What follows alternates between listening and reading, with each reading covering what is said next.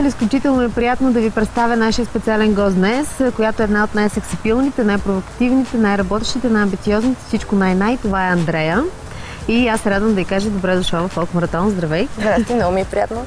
Благодарим ти, че прие нашата покана, че срещаме такова хубаво място, в това хубаво време, след дъжда, Да. който изчакахме търпеливо да спре, за да започнем нашите снимки. Радвам се, че те виждам толкова готина и естествено в добро настроение и искам най-напред поздравя наистина за всичко, което правиш с толкова голям хъс, за начина, по който го правиш, за това, че устояваш всички твои идеи без да ти пука, за това, че продължаваш да разбиваш клишета, въобще стереотипи и така нататък и не изневеряваш в никакъв начин на себе си, на твоя образ, който се създава. Човек трябва да...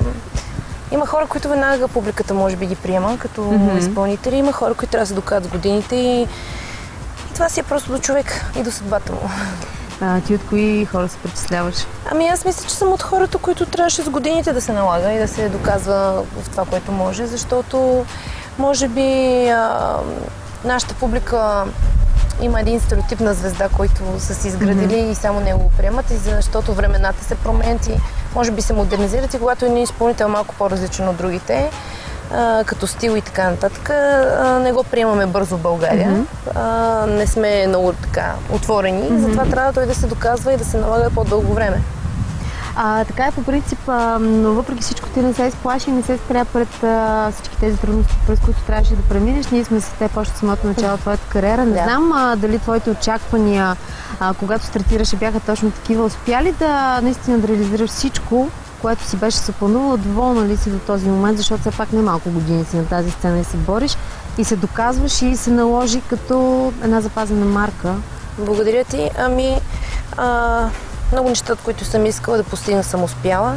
Много от нещата, които съм си поставила за целта първа, се надявам да се случат, защото човек никога не трябва да спира да иска да се усъвършенства и да се развива повече от това, което е постигнал до този момент. Това всъщност е движещата сила и човек върви напред само ако надскача себе си. Въпреки че е доста трудно, имайки предвид, че нашата държава е малко по-малъка, публиката и ние се ограничаваме, че ние бавно приемаме нови неща, бавно сме, както казах преди малко, повече време ни трябва да възприемаме новите неща. По-консервативни. Да, консервативни сме и в музиката, и в всичко като цяло. И за това е по-трудно, като че не на един български изпълнител да бъде изпълнител, отколкото може би на някой, който е на по-различно ниво.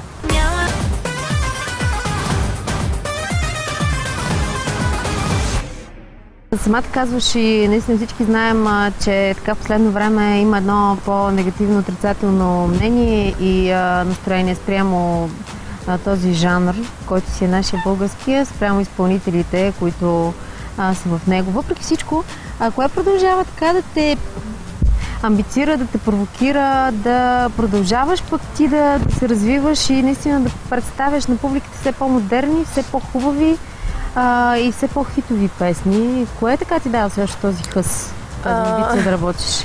Разбира се, че излизането на голямата сцена, на нашите концерти, награди и турнета тази година, които предстоят също турне, е много важно за един изпълнител, защото там той разбира къде се намира в позицията си на сцената е пред публиката. Къде е неговото място пред публиката? Защо не казвам мястото му сред изпълнителите, защото ние самите изпълнители не можем да констатираме кой от нас къде седи като позиция, но публиката може да покаже къде е слага за тях самата изпълнителка и излизаш на тази сцена, каквото си свършил през годината, каквито парчета си направил, само публиката ще го покаже дали са добри или не.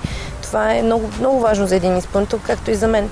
И разбира се, не искам да се повтарям, но моите амбиции и мечти в развитие в чужбина никога не са спирани и някой път съм имала повече късмет, някой път не толкова, но когато човек иска нещо и се развива в дадена насока, естествено има качества, има възможност да успее, разбира се. Както ти, както го правиш, получи вече и признание и в чужбина, и в България. Имало ли моменти някога, когато ти е идвало да се откажеш от дадена твоя идея или винаги преследваш до край, независимо от обстоятелствата? Ами около идея, тебе? какво имаш пред музикална идея? Музикална идея, като реализация, дали в България, дали в чужбина. Нещо, което някой ти идва да кажеш, писна ми, това май няма да стане. Ами не. Виждала съм, че примерно начина, по който правя дадено нещо, няма да ми доведе дивиденти или нещото, което също искам да направя, също няма да ми даде дивиденти. Не се правите, че това не е само шоу, ами има и бизнес и човек трябва да знае, когато се насочва в дадена посока, каква инвестиция прави и след това дали тази инвестиция ще се върне. Ти се беше заканила, мисля, че в началото на годината отново да атакуваш така международните пазари и международната сцена. Какъв е най-амбициозният твой чуждестранен проект, към който се насочва или който се реализирал до момента? В момента подготвям един проект, който е доста амбициозен и затова се бави. Хубавите неща стават бавно. И ще бъде голяма изненада, надявам се, ако всичко осъществи, но не го издавам, защото не искам да го урочасам по никакъв начин. Тоест от суеверие? Да. Ами добре, кога горе-долу ще го очакваме да го видим, да бъде готов, да ни го представиш? До края на годината ще бъде готов. Има време. Значи имаме още много да почакаме. Добре, кога ти било по-трудно? В началото, когато стартира или сега срещаш повече трудности в твоята работа? Най-трудният момент за един човек, според мен, на сцената и изобщо в живота като цяло, не е самото начало, не е самата среда, не е самият финал и как да кажа Финал е далеч с теб сега. Не, говорите финал, като когато човек стива към края на своята кариера, той тогава означава, че трябва да е стигнал най-високото ниво, да е постигнал. И това е трудно да стигнеш дори към финала, защото някой път си оставаш по средата. Но най-трудното според мен на изпълнител е да остане верен на себе си и на своите амбиции и емоции, защото това е най-трудното нещо според мен. Не е трудно да пребориш конкуренцията, не е трудно как да ти кажа, да се състезаваш с някого или да се...